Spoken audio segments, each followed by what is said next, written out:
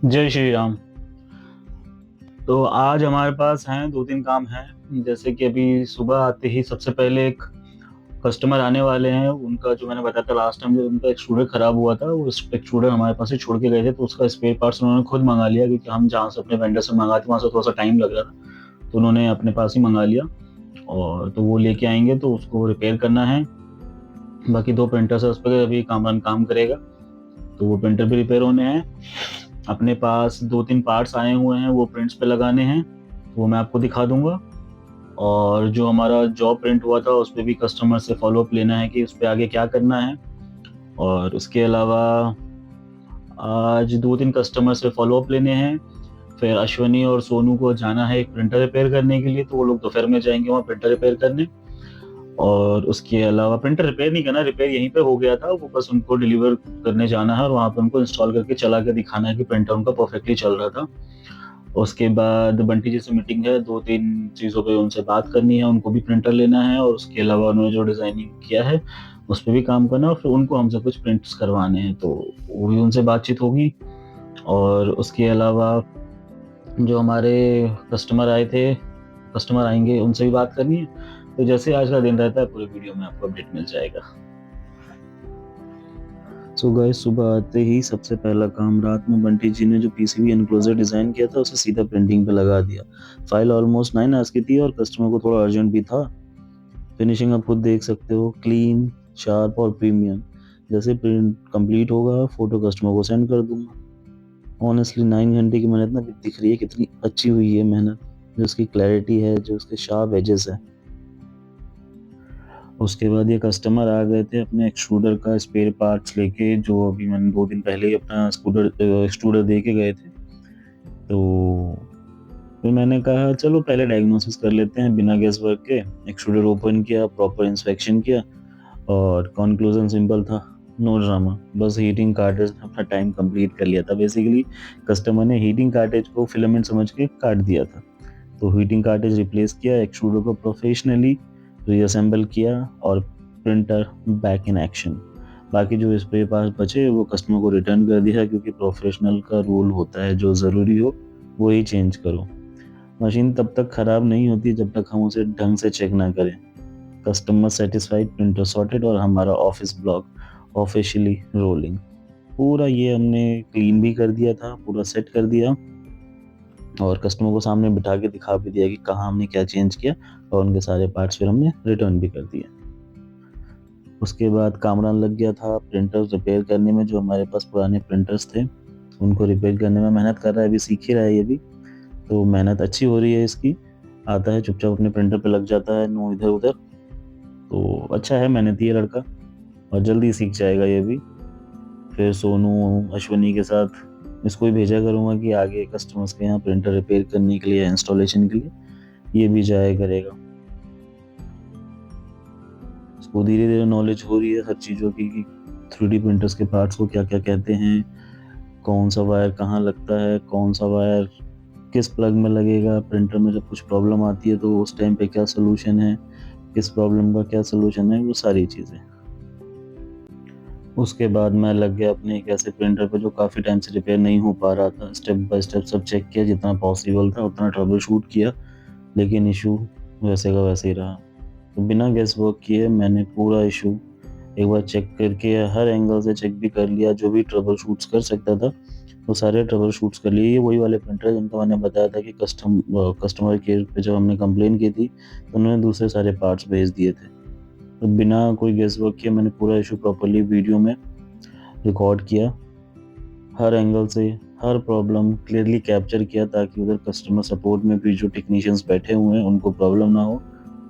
फिर ये सारी वीडियोस मैंने डायरेक्टली कस्टमर केयर टीम को फॉरवर्ड कर दी, ताकि उनको एग्जैक्ट सिचुएशन समझ आ सके। अब यहाँ पे गेम है पेशेंस का। देखते हैं सोल्यूशन कब तक आता है और क्या नेक्स्ट स्टेप सजेस्ट होता है। तब तक हम वेट करते हैं, फॉलो अप करते रहेंगे, क्योंकि मशीन हो या काम, प्रॉपर सोल्यूशन टाइम लेता ही है। और यही मैं अपने कस्टमर्स को भी बताता हूँ कि आपके जल्दीबाजी करने से या आपके पेशेंस लूज करने से आपका प्रिंटर ही सही से काम नहीं करेगा। इसमें हमारा कोई लॉस नहीं है अगर हम जल्दी काम करके आपको दे देंगे। जल्दी का काम कैसा होता है आपको भी पता है। इसीलिए हम हमेशा कस्टमर से रिक्वेस्ट करते हैं, चाहे मशीन हो या काम, प्रॉपर सॉल्यूशन टाइम लेता ही है।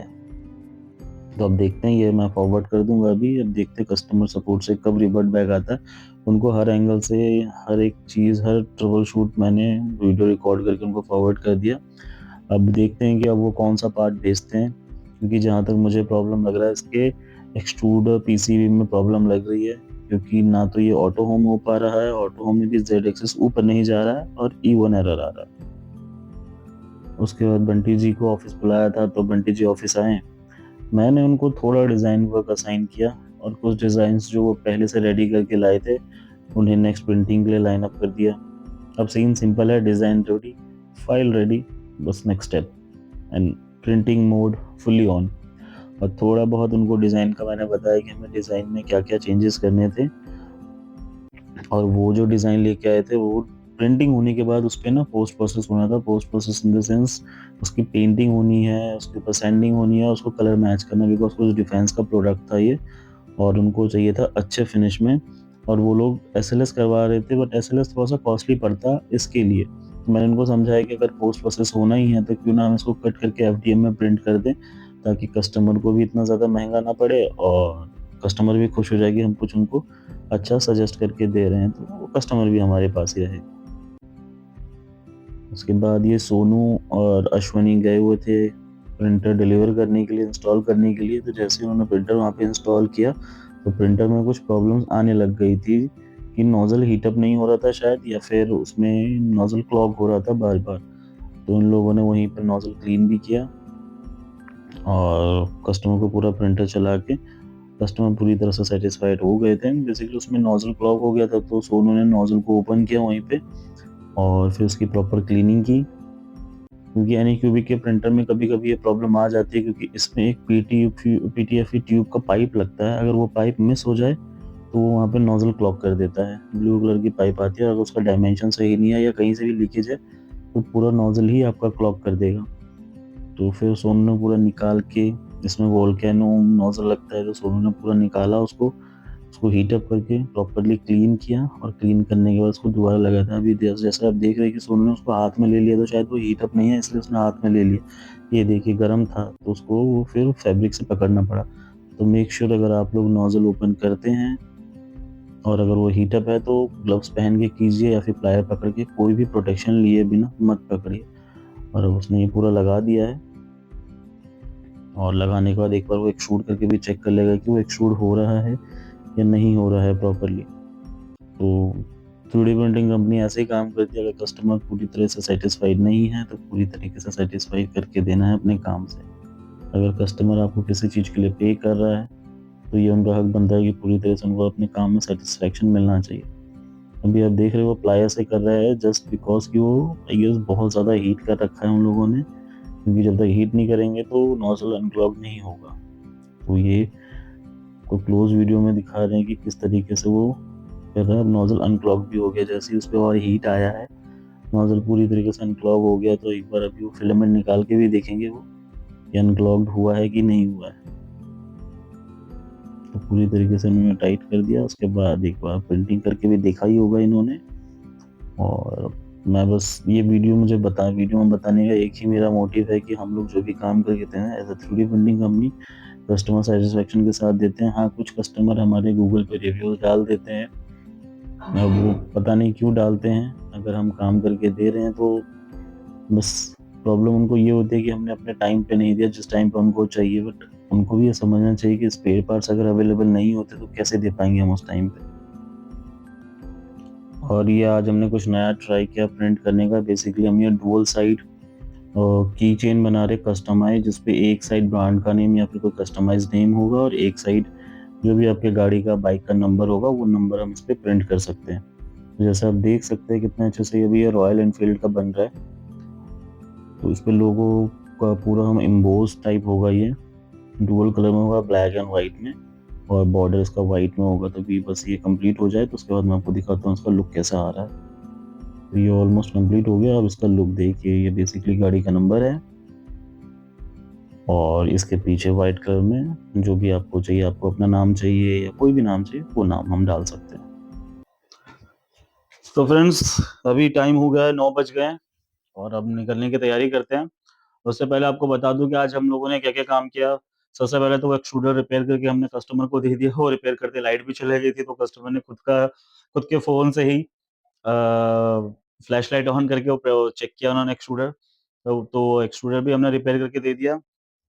एक हमारा प्रिंटर जो था जिसका मदरबोर्ड आना था, मैंने लास्ट वीडियो में बताया था आपको, उसका मदरबोर्ड भी आ गया, बट स्टिल वो वर्किंग नहीं हो पाया क्योंकि मदरबोर्ड में प्रॉब्लम नहीं थी, उसके एक्सट्रूडर बोर्ड में प्रॉब्लम थी। तो वो हमने कस्टमर केयर को भेज दिया, वो अब जब देखते हैं कब भेजते हैं, पता नहीं प्रिंटर कभी चलेगा, कुछ आइडिया नहीं है। ऑलमोस्ट 1 महीना होने वाला है इस प्रिंटर को लिए हुए और अभी तक उसपे एक प्रिंट तक नहीं कर पाए हैं हम लोग।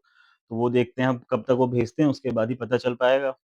उसके बाद कामरान को काम दिया हुआ था, जो 2-3 प्रिंटर्स हमारे पास रखे हुए थे, उसपे उसने काम कर लिया है और बाकी अभी हो रहे हैं उसके स्पेयर पार्ट्स भी मँगवाने हैं, तो एक बार स्पेयर पार्ट्स आ जाएँगे, तो उसपे भी वो भी प्रिंटर हमारा फिर स्टार्ट हो जाएगा काम करना। उसके बाद एक हमारा पीसीबी का डिज़ाइनिंग चल रहा था, वो डिज़ाइन आज हमें बंटी जी ने दे दिया था, तो आज हमने उसको प्रिंटिंग पे लगा दिया है और एक पार्ट तो प्रिंट हो भी गया है, जैसा आप देख सकते हो। ये वाला पार्ट प्रिंट हो गया, वीडियो में तो आपने देख ही लिया है, बट फिर भी मैं दिखा दूँ कि एक पार्ट तो प्रिंट हो गया है, एक पार्ट प्रिंट हो गया है और दूसरा पार्ट इसका लगा हुआ है अभी प्रिंटिंग पे, तो कल इनको दे देंगे।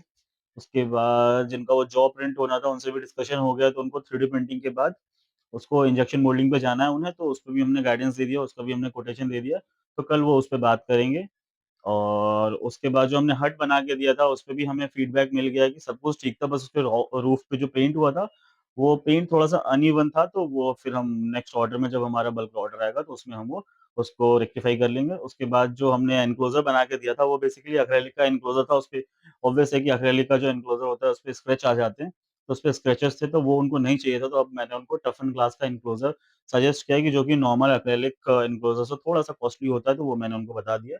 तो उसपे वो लोग एग्री हैं। तो उसपे भी कल अपडेट आ जाएगा। सेम कस्टमर का कुछ हमारे पास मैस्कट बनाने का ऑर्डर आया था, तो उसपे भी हमने कोटेशन दे दिया। वो उनको 1000 पीसेज़ के अप्रॉक्स चाहिए, तो उसपे भी हमने कोटेशन दे दिया है। अभी 1-2 दिन में उसपे रिवर्ट बैक आ जाएगा। उसके अलावा एक कस्टमर का हमारे पास मिनिएचर बनने का ऑर्डर आया था। मिनिएचर तो नहीं, बस्ट मिनिएचर बनने का ऑर्डर आया अराउंड उनको चाहिए वो 12 इंचेस के आस-पास, 1 फीट के आस-पास और वो उनकी क्वांटिटी अराउंड 52 पीसेस तो उसपे भी हमने कोटेशन दे दिया उनको। अब उनके क्लाइंट के साइड से जब रिवर्ट बैक आएगा, तो फिर हम उसपे काम कर लेंगे।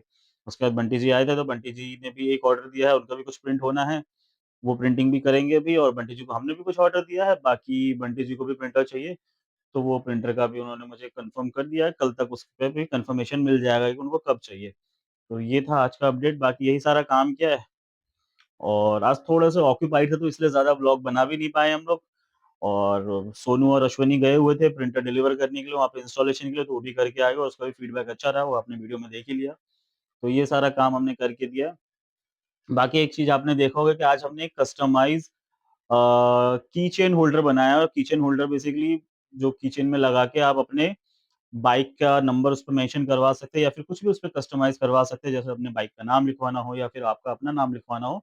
तो वो हमने एक प्रिंट करके ट्राई किया बट वो बहुत अच्छा लगा, तो अगर किसी को वो बनवाना है, तो आप वहाँ पे हमारा सोशल मीडिया का लिंक है, मेरा कॉन्टैक्ट नंबर तो हर जगह अवेलेबल है, तो वहाँ से लेके उसको बना के एक बार ट्राई कर सकते हो। हमने भी ये फर्स्ट टाइम ट्राई किया था, तो हमें तो अच्छा लगा वो, हमने अश्विनी के बाइक के लिए बनाया तो हमें तो अच्छा लगा। बाकी और किसी को भी बनवाना है, तो उसपे आप एक बार ट्राई कर सकते हो।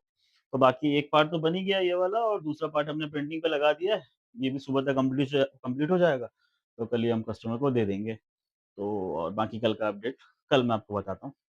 तब तक के लिए जय श्री राम।